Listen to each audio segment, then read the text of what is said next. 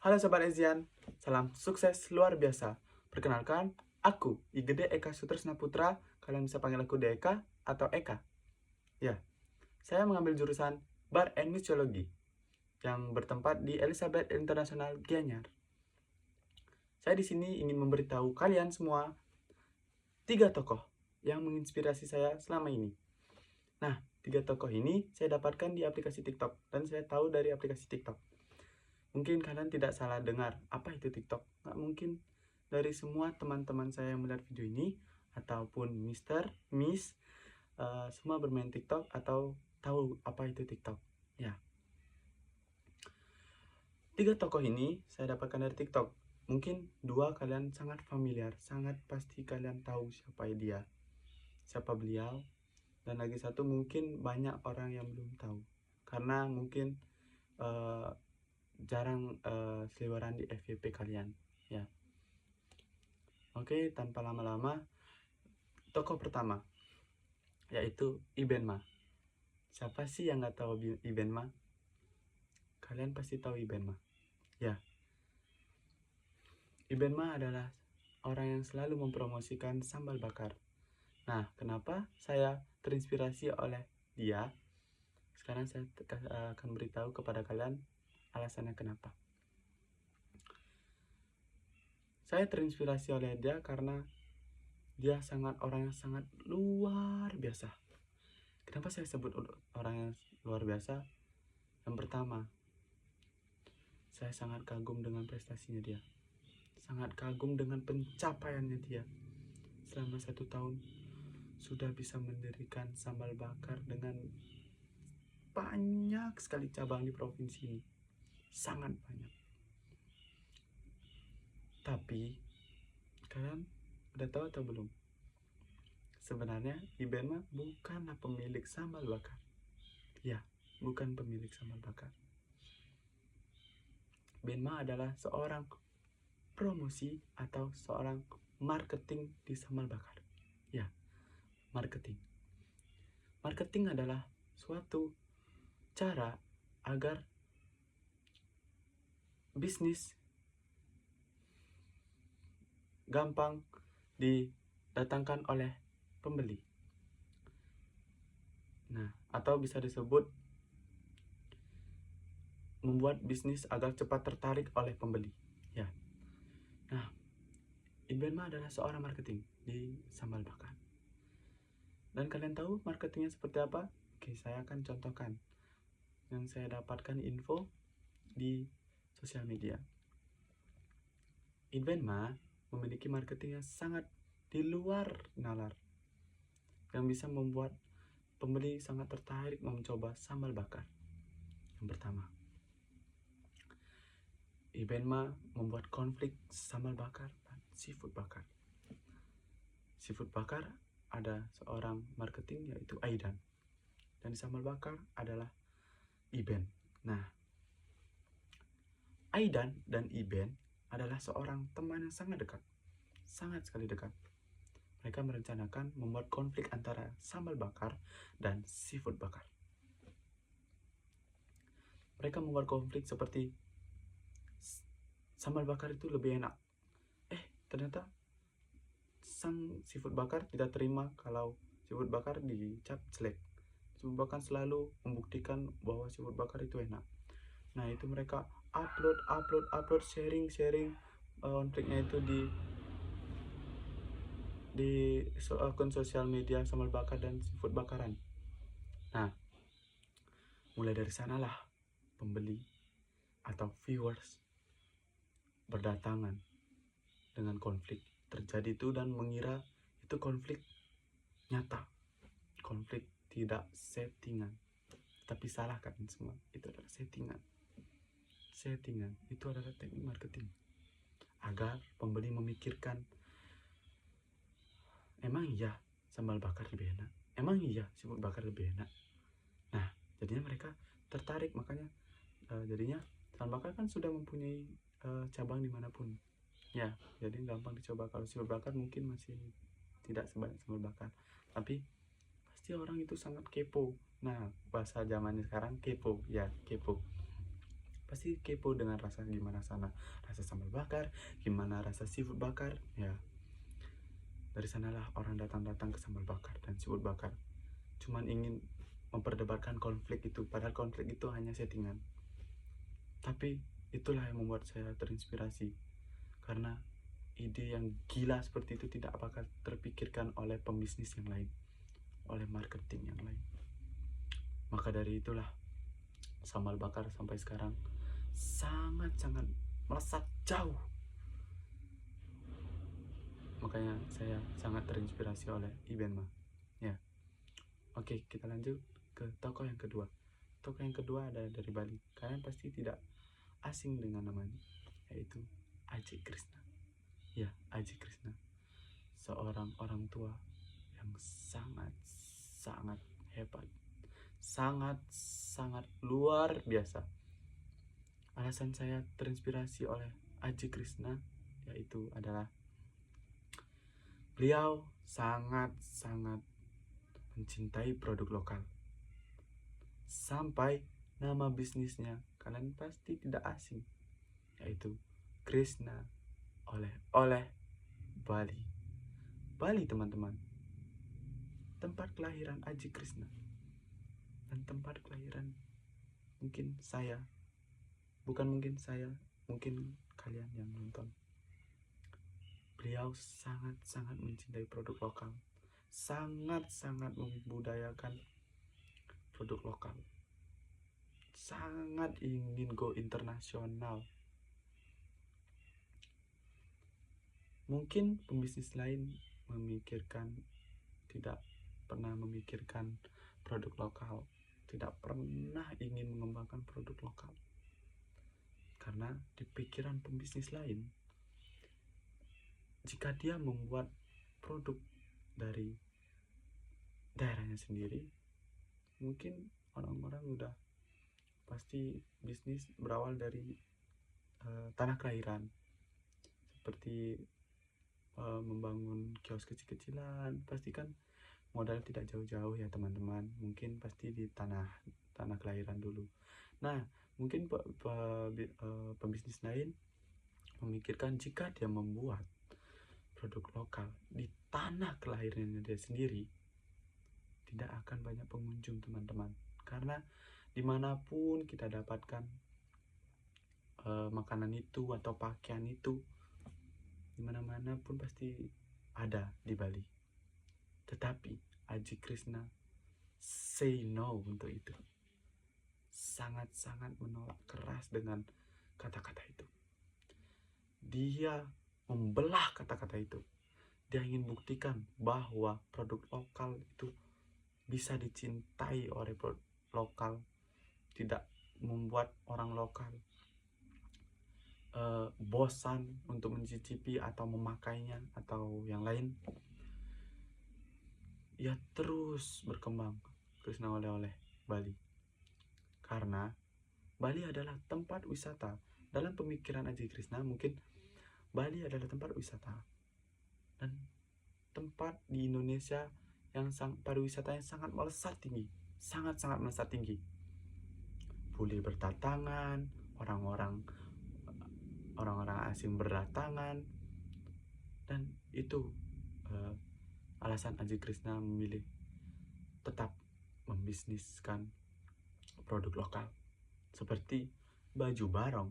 Siapa yang tidak tahu baju barong? Yang saya dapatkan informasi di sosial media, baju barong diakui oleh orang luar Bali dengan kain yang sangat nyaman, sangat halus, pokoknya nyaman untuk dipakai tidur, dipakai ke pantai, karena kan Bali tempatnya beribu-ribu pantai yang sangat indah di Indonesia. Dan baju barong lah sangat rekomendasi untuk hal-hal seperti itu, seperti ke pantai, tidur. Karena saya sendiri punya baju barong, saya pernah memakai baju barong dan itu sangat terbukti. Saya juga mencintai produk lokal seperti baju barong, salah satunya. Dan yang kedua, ke makanan. Kalian tidak asing lagi, mungkin kalian juga suka. Saya pun sangat-sangat suka dengan makanan itu. Makanan ringan, snack ringan. Ya, siapa yang tidak tahu pie susu? Saya sangat banyak sekali mendapatkan informasi tentang pie susu. Saya pernah saya keluar Bali. Saya pernah ke Jakarta waktu itu. Dan saya membawa 2 makanan dari rumah, yaitu pie susu. Dan saya baru ingat saya membawa makanan itu sampai di hotel, dan saya baru mengenal orang di sana. Dan saya membagikan dia, sharing satu. Dan karena saya membawa 2, satu untuk saya dan satu untuk teman saya yang dari Jakarta. Dan dia bilang, enak banget. Deka, ini enak banget, ini makanan apa? Dari sanalah saya bangga menjadi orang Bali. Sangat bangga. Makanan provinsi kelahiran saya disukai oleh teman saya yang dari luar Bali. Betapa bangganya kita, orang lain memuji makanan khas Bali. Dari sanalah saya sangat terinspirasi dari Haji Krishna. Janganlah kalian sekali tidak mencintai produk lokal. Tidak semua produk lokal itu jelek, tidak semua produk lokal itu gagal. Contohnya yang tadi saya katakan, semua tergantung dengan selera kita masing-masing. Oke. Yang ketiga, tokoh ketiga. Ini mungkin kalian tidak akan, mungkin ada yang tahu, mungkin ada yang nggak tahu, yaitu King Kevin, sang founder Planet Gadget, pemilik Planet Gadget. Saya sangat-sangat ingin merekomendasikan King Kevin ini kepada kalian. Saya sangat menyarankan kalian untuk men-search King Kevin di TikTok, karena di semua videonya menyangkutkan tentang bagaimana di tata komunikasi, tata cara sopan santun di dunia hospitality. Kalian tahunya kan Planet Gadget itu handphone, jualan laptop, dan lain-lain aksesoris elektronik gadget. Tapi saya tidak fokus kepada itu. Saya fokus dengan caranya dia memberitahu bagaimana dunia hospitality, bagaimana cara tata krama, sopan santun. Sangat-sangat banyak sekali video dia tentang dunia hospitality, dunia cara kita bersikap. Salah satu contohnya, video yang sangat-sangat saya tidak bisa lupakan oleh video King Kevin adalah saat King Kevin memiliki karyawan, yaitu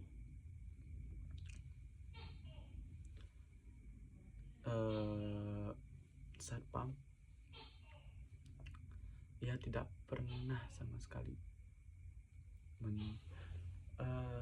menjatuhkan pangkat tersebut, atau tidak pernah meremehkan seberapa derajat pangkat tersebut, seberapa derajatnya dengan dia yang seorang bos dan hanya seorang satpam. Saya tahu video itu memang settingan, tetapi saya tidak berfokus kepada settingan. Kita bisa ambil sisi baiknya dari settingan itu.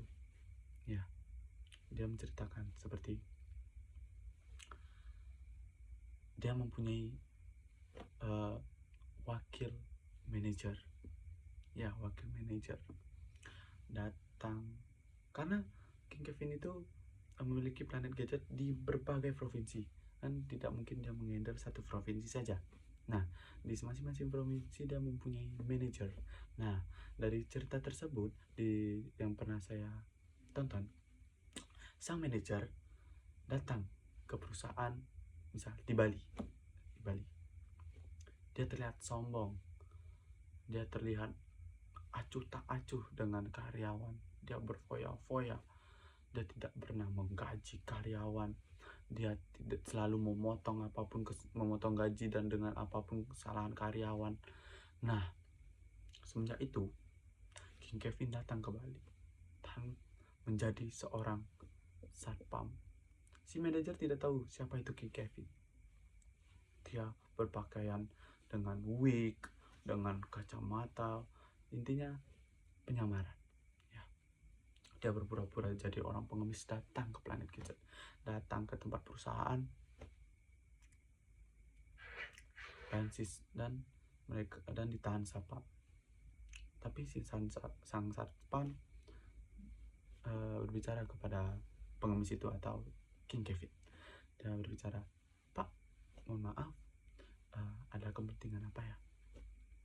Sang pengemis atau King Kevin ini berbicara, "Saya ingin ketemu King Kevin. Saya ingin ketemu manajer." Sang satpam menjelaskan, "Oh, maaf Pak, King Kevin lagi tidak ada di Bali. Apakah mau bertemu dengan manajer kami?"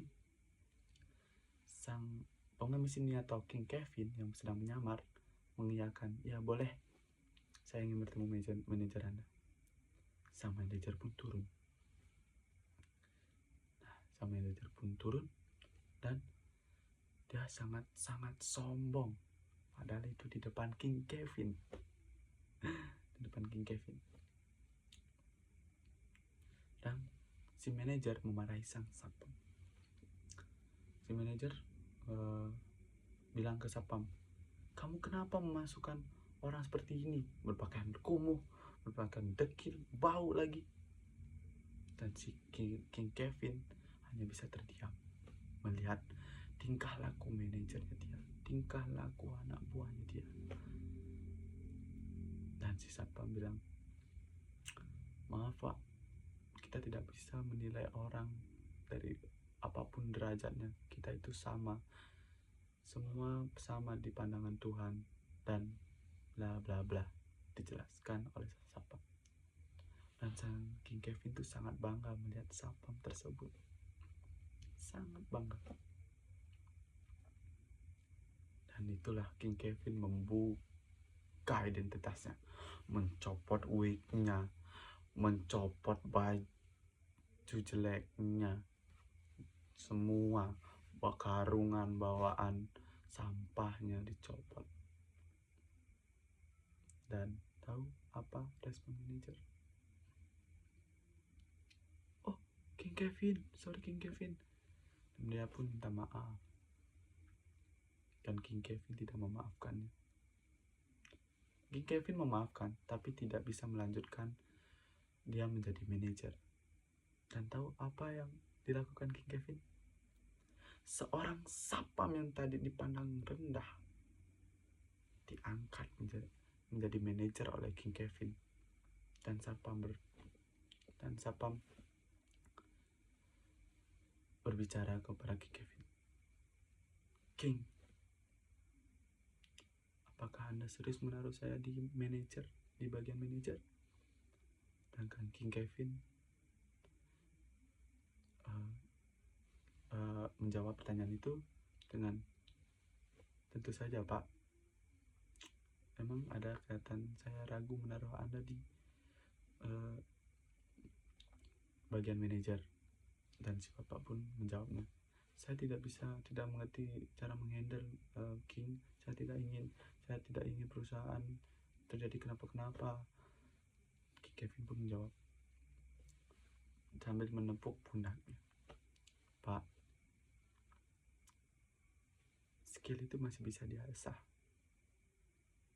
Kepintaran itu masih bisa diasah. Tapi attitude itu tidak bisa diasah. Attitude itu jarang yang didapatkan dari kemauan kita sendiri. Kalau skill masih bisa saya bantu Bapak, bagaimana itu manajer, bagaimana sih cara manajer, itu masih bisa Pak. Kalau attitude dari diri kita sendiri, dari hati kita sendiri, mau atau tidak bisa dipaksa oleh orang lain." Dan saya ingat dengan kata-kata itu, dan disinilah saya berdiri menjadi bagian Elizabeth Internasional, mengikuti YLT yang sangat sangat diwajibkan untuk bersopan santun, tata cara krama, komunikasi. Dan Elizabeth Internasional mengajarkan saya untuk menjadi orang kepribadian yang sangat sopan, baik, ramah. Bagaimana kita berinteraksi dengan orang yang baru kita kenal, bagaimana kita berinteraksi dengan orang yang sudah kita kenal. Kita harus baik, kita harus tersenyum, kita harus selalu tersenyum dengan apapun itu rintangannya. Karena attitude nomor satu. Bukan knowledge tidak penting, teman-teman. Knowledge penting, tapi itu knowledge masih bisa kita asah, masih bisa kita pelajari, masih bisa kita lakukan. Jika attitude itu balik lagi dari diri kita sendiri, mau atau tidak. Itu saja yang bisa saya sampaikan dengan 20 menit. Mungkin sangat lama saya bercerita ya, disuruh 7 menit, tapi saya bercerita 21 menit mungkin. Tapi yang saya sangat bersungguh-sungguh dengan tugas ini. Saya ingin memberitahu kalian tokoh-tokoh yang sangat menginspirasi saya. Jika bisa diurutkan, mereka sama semua. Iben dalam bidang marketing, Aji Krishna dalam bidang mencintai produk lokal, King Kevin dalam bidang attitude. Itu adalah impian saya dalam bidang hospitality. Saya berdiri di bar mixology. Saya ingin mempelajari minuman, tapi my dream membuat minuman saya sendiri dari bahan lokal. Kalau bisa dari bahan Bali. Saya sangat ingin mempunyai produk saya sendiri, minuman saya sendiri, mau itu koktail atau teh atau kopi, dari produk lokal, dari bahan-bahan alami, dari bahan-bahan Bali atau Indonesia. Saya ingin memajukan produk kita. Saya tidak ingin bukan tidak ingin mencintai produk lain, tapi sayangilah produk lokal. Itu saja dari saya. Terima kasih teman-teman sudah mendengarkan saya dengan durasi yang sangat-sangat panjang. Dan saya tutup dengan apa kabar? Sukses luar biasa.